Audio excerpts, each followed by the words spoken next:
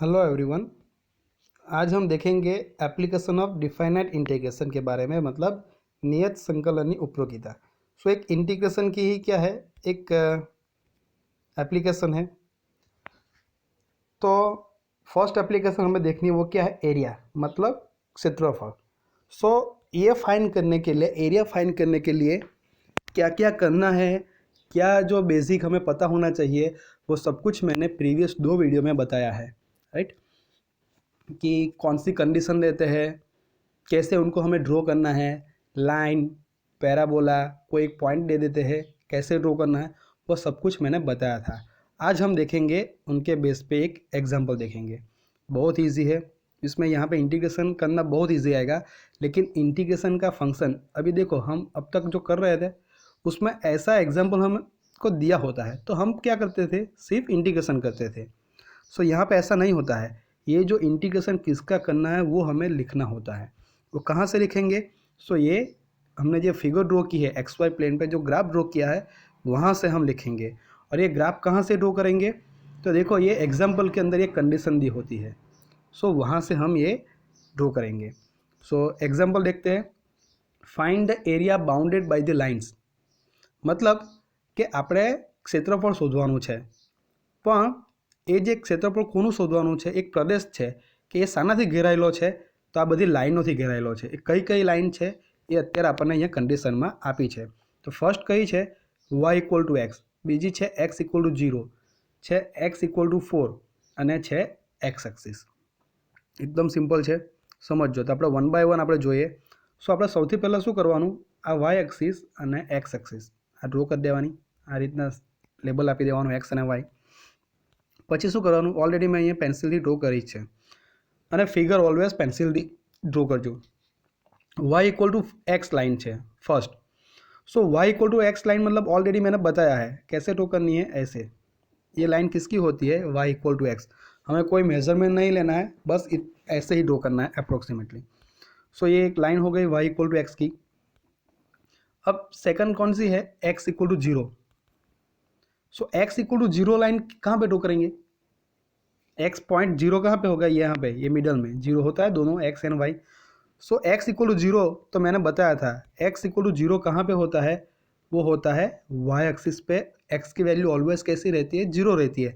So x equal to 0 मतलब हमें क्या ड्रॉ करना है, वाई एक्सिस। देखो तो ये क्या है, वाई एक्सिस हो गई एक लाइन ये। सो दूसरी एक लाइन ये हुई थी, ये दूसरी लाइन आ गई, राइट। अब नेक्स्ट क्या है, एक्स इक्वल टू 4, तो +4 है तो यहाँ पे ये 0 होगा। यहाँ पे आगे जाएंगे तो प्लस में वैल्यू आएंगी, तो 4 मान लो कि यहाँ पे है। सो यहाँ से एक लाइन ड्रॉ कर दी, ये लाइन किसकी हो गई, x इक्वल टू 4 की हो गई।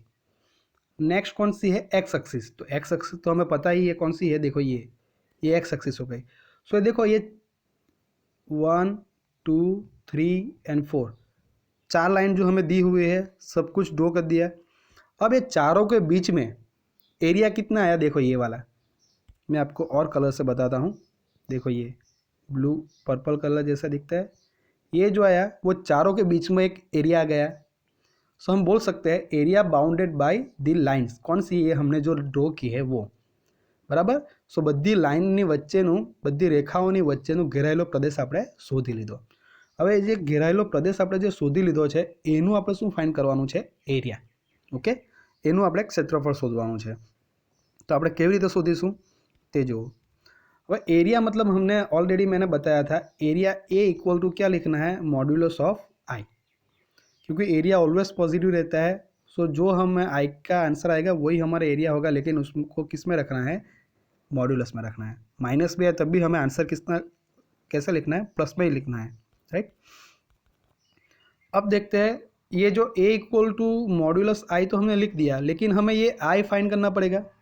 सौ प्रथम આપણે आई શોધવાનું છે, तो કેવી રીતે શોધીશું એને, જો અહીંયા લખ્યું છે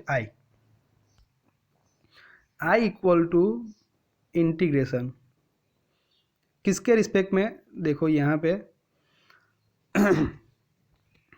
यहाँ पे पॉइंट लिखे मैंने 0 0, मतलब एक्स एंड वाई दोनों 0 है। ये लिखा है 4 0, मतलब किसके साथ कंपेयर करेंगे उसको, ये एक्स कॉमा वाई मतलब 4 0।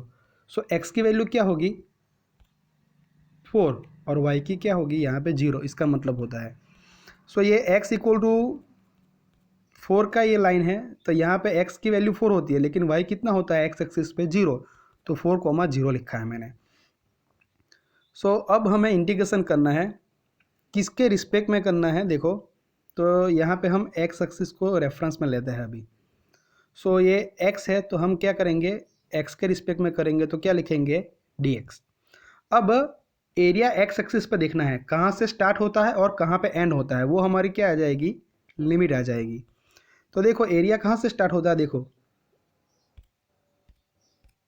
यहाँ से स्टार्ट होता है, देखो पूरा एरिया है ये, लेकिन हमें starting point and ending point देखना है। स्टार्ट यहाँ से होता है, मतलब कहाँ से होता है, यहाँ पे x की वैल्यू क्या होती है 0, और कहाँ तक जाता है यहाँ पे एंड हो जाता है, तो यहाँ पे x की वैल्यू कितनी है 4। सो ये x के रिस्पेक्ट में हम इंटीग्रेशन कर रहे हैं, तो हमें x की ही रेंज लिखनी है। तो x एक्सिस पे देखना है कि हमारा एरिया x एक्सिस पे कहाँ से स्टार्ट होता है 0 से, और कहाँ तक जाता है 4 तक। तो हमारी जो है यहाँ पे लिमिट क्या आएगी 0 to 4, गेटिंग। सो ये हमारी लिमिट आ गई 0 to 4।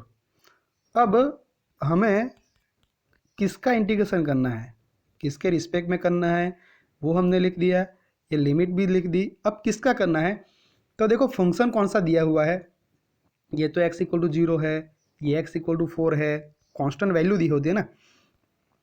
x एंड y के टर्म में जो दिया होता है इक्वेशन वो हमें फाइंड करना है। देखो ये एक इक्वेशन दिया है हमें, कौन सा y equal to X, getting. So हमें यहाँ पे किसका इंटीग्रेशन करना है y का,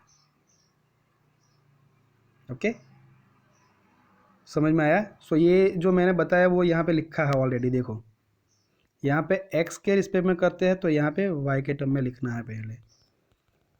सो ये इक्वेशन आ गया, i इक्वल टू 0 to 4 किसका करना है y का, किसके रिस्पेक्ट में करना है x के रिस्पेक्ट में।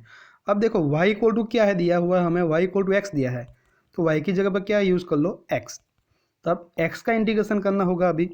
x का इंटीग्रेशन क्या आएगा, x का पावर कुछ नहीं है मतलब 1 लिखते हैं, तो एक पावर इंक्रीज करो x² और उससे ही हमें डिनोमीटर में लिखना है, डिवाइड करना है 2 से। सो x²/2 आंसर आएगा x का इंटीग्रेशन, तो ये आया। उनको ब्रैकेट में लिखना है, अपर लिमिट 4 और लोअर लिमिट 0, ये लिखना है। अब हमें क्या किया यहाँ पे देखो, ये 2 जो है कांस्टेंट उनको बाहर निकाल दिया, सो 1/2 को बाहर निकाल दिया।